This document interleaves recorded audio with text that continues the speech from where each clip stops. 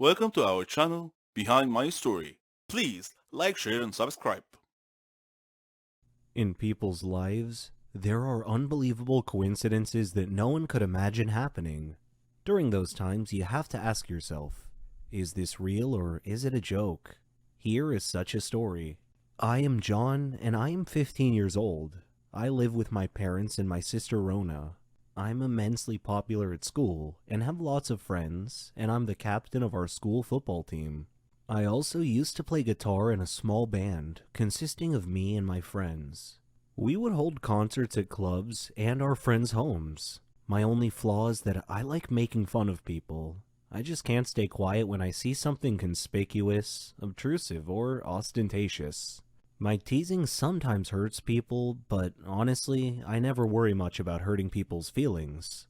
Little did I know that a day of reckoning was coming.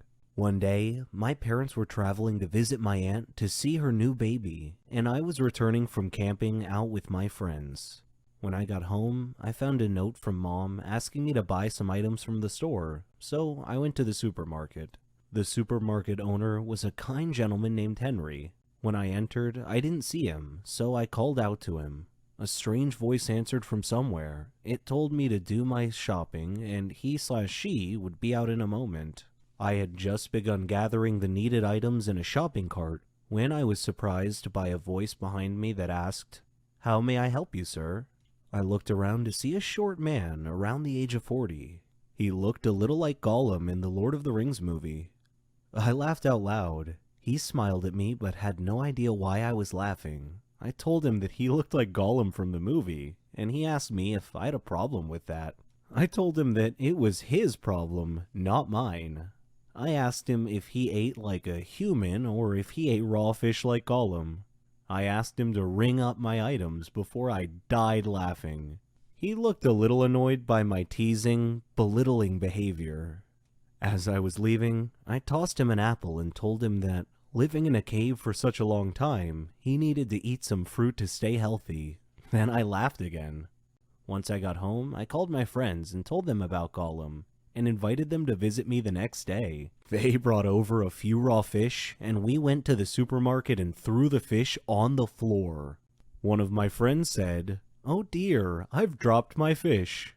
Then we ran out of the store. Mr. Gollum came out and cleaned up the floor with a look of annoyance.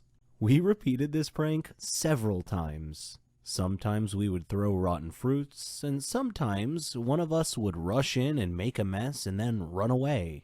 His reactions made us roll on the floor laughing. It was great entertainment. On our way to school on our first day of the new school semester, we stopped by the supermarket to tease Gollum some more, but he was nowhere to be found, so we proceeded to school. At school, we learned that we would have a new teacher who was reportedly very tough. When the principal came in with the new teacher to introduce him, we were shocked to find out our new teacher was none other than Gollum, or Mr. Travis, as the principal called him. He said hello to the class and asked everyone to sit down except for my friends and me. He told us that our first lesson would be about housekeeping, and that my friends and I would be cleaning the classrooms, the schoolyards, and the toilets, but only after class was over. My friends and I had to remain standing during the whole class. Mr. Travis came over to me and whispered in my ear that he was going to teach me and my friends some manners. It was the most difficult school period of my life. My friends and I learned a valuable lesson. Don't make fun of someone because he may be your boss someday. I must leave you now because I have to clean the restrooms. My son killed me. Yes, you read that correctly. I am not a ghost or an evil spirit that needs rescuing. I have a brave heart. My name is Megan, and I hope to inspire you with my story. I lived with my father and my sister Marlene after the death of my mother, who died from an illness. Though I was only 18 years old, I became responsible for taking care of my whole family. I did everything for them, like cooking, cleaning, washing, etc. My father was a great man, and he did his best to make us happy. I supported both my sister and my father.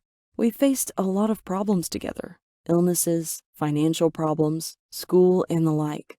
But there came a day when I had to make a life and death decision at my young, tender age. I fell in love, as any girl my age tends to do. My sweetheart turned out to be loved my neighbor, a guy named Dave. We had grown up together, and we shared everything. Love, sadness, jokes. Our dreams had evolved as we grew up too, so we decided to marry. He knew all about my life circumstances, so he chose a flat near my family for me. We had a nice party and celebrated with our families and friends. Every day, he proved himself to be a responsible man. He loved and respected me, and I him. Finishing my studies was one of my dreams, and Dave supported me in every way to achieve it. But my biggest dream was to have a baby. But sometimes life just isn't fair. One day, while cleaning the house, my heart began beating rapidly, and I couldn't breathe well. I was barely able to call out to Dave, who came immediately when he heard me cry for help. I had had this symptom before when I was younger, but I never told my father because I didn't want to worry him. Dave took me to the hospital, where a doctor said I had a serious heart condition. And not only that, I was pregnant too. Pregnancy and a heart condition do not a good combination make. So we had to choose between the baby's life or mine. My father and Dave asked me to abort the baby. Though they tried hard to persuade me, I resolutely refused. I agonized a lot during my pregnancy. My father and Dave were so worried for my safety. My father and Marlene left their flat to live with me. In addition, Dave cut back on his working hours to stay with me. The day came when I went into labor. They took me to the hospital, where the doctor checked me over and pronounced that my condition was so serious that I wouldn't be able to survive the childbirth. My family and I were shocked. I held Dave's hand and told him that I was strong enough to survive this. Dave hugged me, crying tears like a river. I was so afraid, but I did my best to hide that fact. I looked to my protruding belly and said to my baby, "I want you to know that I sacrificed myself for you. You had better grow up to be a great young man. I love you." Then the baby started pushing its way into this world. The scene fades to blackness. The baby is born. Suddenly, a year later, a birthday party is being held. The baby is now 1 year old. A woman is singing with the baby and her family. The woman looks at you and winks. Megan says, "Haha, fooled you. I lived through the childbirth. Sometimes life gives us a second chance, but you have to be willing to accept the risk." I am Brenda's child, or at least I was. Because my grandmother had died and my mother at some point in her life felt that drugs would be beneficial to her, I was put into foster care at the age of 2 and adopted at the age of 7. I have no real memory of Brenda, just her name and the last time I saw her. I was 7, and I had gone to a foster care agency for a visit. She brought me some strawberry candy. I remember my adoptive mother telling me to say thank you, and I did. Then Brenda got up and told me she would see me again. I went back to the agency a month later for a visit, and she never showed up. My mother was gone, and I was no longer her child. I was fully aware of being adopted because my adoptive parents, who I've lived with for the past 4 years, asked me how I would feel being their child, and I said I had no problem with it. So they adopted me and my biological sister at the same time. I can remember that when I got adopted, I was happy, but at the same time sad. I was happy because I had a family, a nice warm bed to sleep in every night, plenty of food to eat, and a place to run around. I was sad because I never got to say goodbye to Brenda, and the last time I saw her, I didn't take in what she looked like. I was sad because she never showed up to me again. She had lied when she said that she would. I'm not sure why I never saw Brenda again. But for years, I looked at myself as an intrusion. I figured she didn't want to see me anymore because I needed things and that would get in the way of her buying her drugs. When I went to sleep, I'd have dreams that Brenda had been looking for me and found me. I'd have dreams that she would recognize me and come up to me and say, "It's me, your mother." But I never talked about these things. I guess I just didn't see the point. It wouldn't have changed the feeling of loneliness that she had left behind.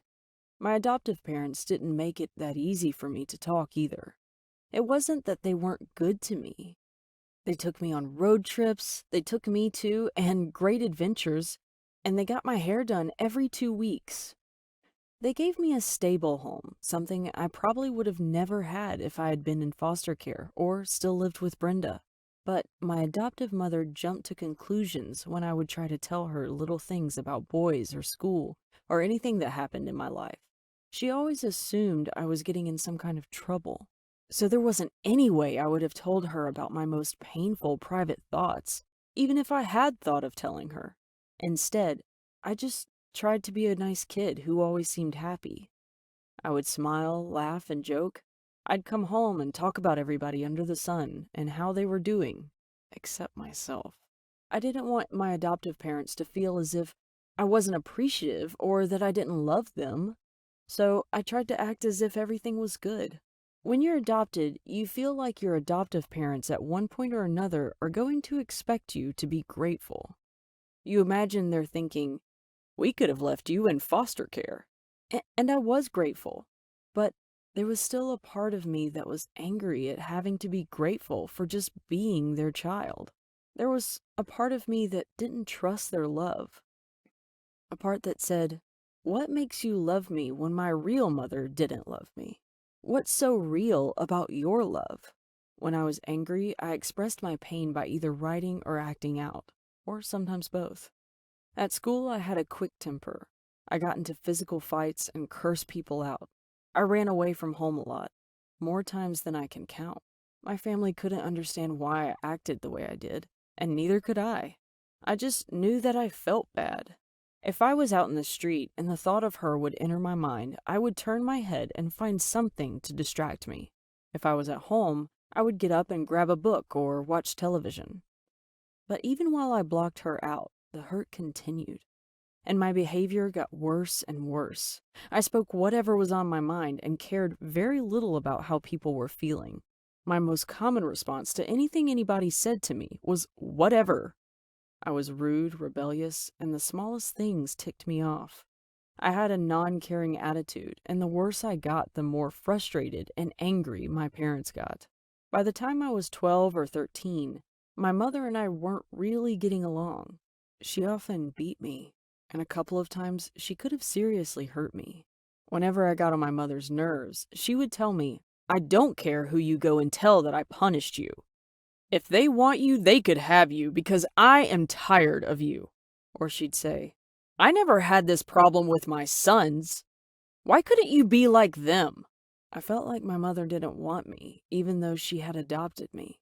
I felt that she wanted a replica of her children, who didn't act out so much and didn't get in trouble in school standards I could never live up to.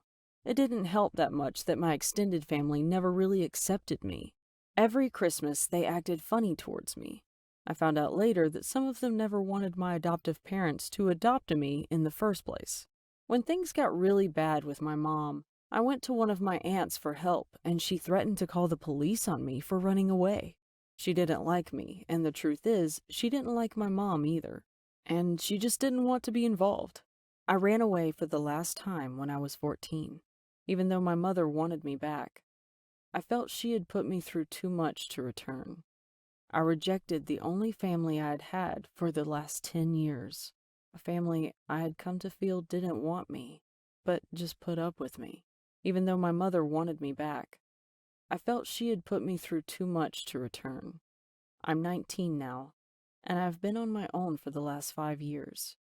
I've lived with a friend, I've lived on the streets, and I've lived in a foster care home. I've grown a lot, but I haven't really come to terms with my feelings about being given up or about being adopted. I have friends and other people who support me now, so to a large extent the feelings of loneliness have disappeared. But my anger has not. Instead of blocking it out, I talked to my boyfriend about it and tried to make sense of it all. Maybe one day I will forgive and forget, but right now I feel like the only true family I will ever have is the one that I will one day start. I do have some contact with my adoptive mother. Sometimes I talk to her when I call my sister, who still lives with them. My mother wrote me a letter apologizing for the past, and she has even asked if she could come to my college graduation. I'm thinking about it, but I'm not sure I can forgive her yet for all the things she said and did to me that really hurt. I don't think I will ever forgive my extended adoptive family. They weren't there for me and my mother when we were having troubles. They didn't stick by me. They made me feel like they never wanted me. To this day, I carry around with me this feeling of not belonging, and this feeling of wanting to belong. When I was younger, I was able to block the memory of Brenda out of my mind, but now it's not so easy. I look into the mirror and I want to know who I look like. If the children I intend to have one day ask, "Mommy, what was she like, your real mother?" I want to be able to answer that, or I'd like my kids to be able to ask her for themselves. It seems like the chance of finding her are as slim as the skin peeled off an apple, so I gave up on that. I realize I may never find her. I'll have to accept that. Still, I want to find her, and the thought of her comes into my mind often. I am angry at her. I am angry because she lied to me, and I am angry because she left me. But I still believe that even if I found out that Brenda was not alive or even in jail, it would bring a sense of closure. It would fill up that empty space in my heart. Do you guys think I should keep looking for her? Or is it too late?